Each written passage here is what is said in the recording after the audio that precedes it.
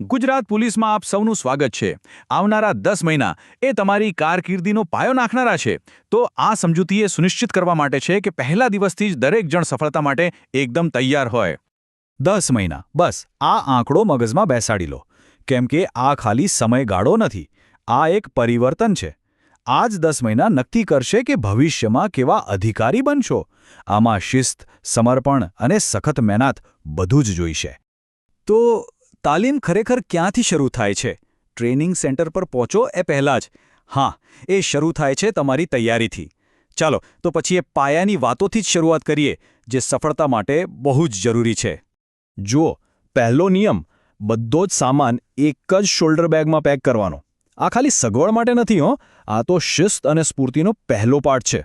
કેમ કે training centre ક્યારેય બદલાય એ કહેવાય નહીં, અને જો સામાન ઓછો હશે તો ફટાફટ હલનચલન કરી શકાશે. સિમ્પલ.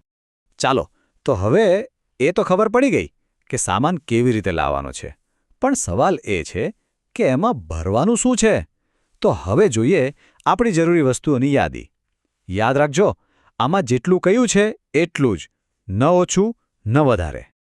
ઓકે, સૌથી પહેલાં તો રોજબરોજની જરૂરિયાતો, જેમ કે સાબુ અને બીજી ટોયલેટરીઝ, એક નાનકડી સોય દોરાની કીટ, અને હા, શેવિંગ કીટ તો ભૂલતા જ નહીં.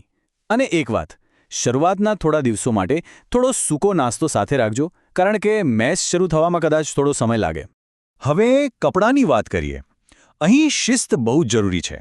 એટલે સામાન્ય કપડાંની ફક્ત 1 કે 2 જોડી જ લાવવાની, બસ. એનાથી વધારે બિલકુલ નહીં. કેમ?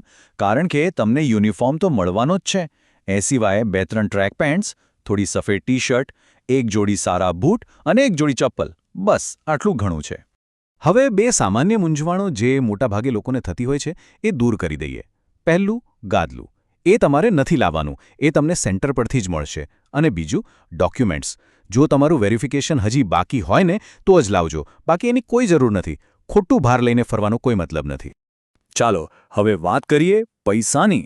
આ ભાગ સૌથી વધુ અગત્યનો છે, એટલે બરાબર ધ્યાનથી સાંભળજો. આ સૂચનાઓનું પાલન કરવું ફરજિયાત છે. મેસ ફી માટે તમારે પૂરેપૂરા 3400 રૂપિયા, અને એ પણ રોકડા સાથે લાવવાના છે. આ આંકડો બરાબર યાદ રાખી લેજો, 3400 રૂપિયા. અને એક વાત એકદમ સ્પષ્ટ રીતે સમજી લો, કોઈ ઓનલાઈન પેમેન્ટ નહીં, કોઈ યુપીઆઈ નહીં, કોઈ કાર્ડ નહીં. આ પૈસા ફક્ત અને ફક્ત રોકડામાં જ આપવાના છે. આમાં કોઈ જ છૂટછાટ નથી. તો પૈસાને લગતા મુખ્યત્વે 2 જ કામ કરવાના છે.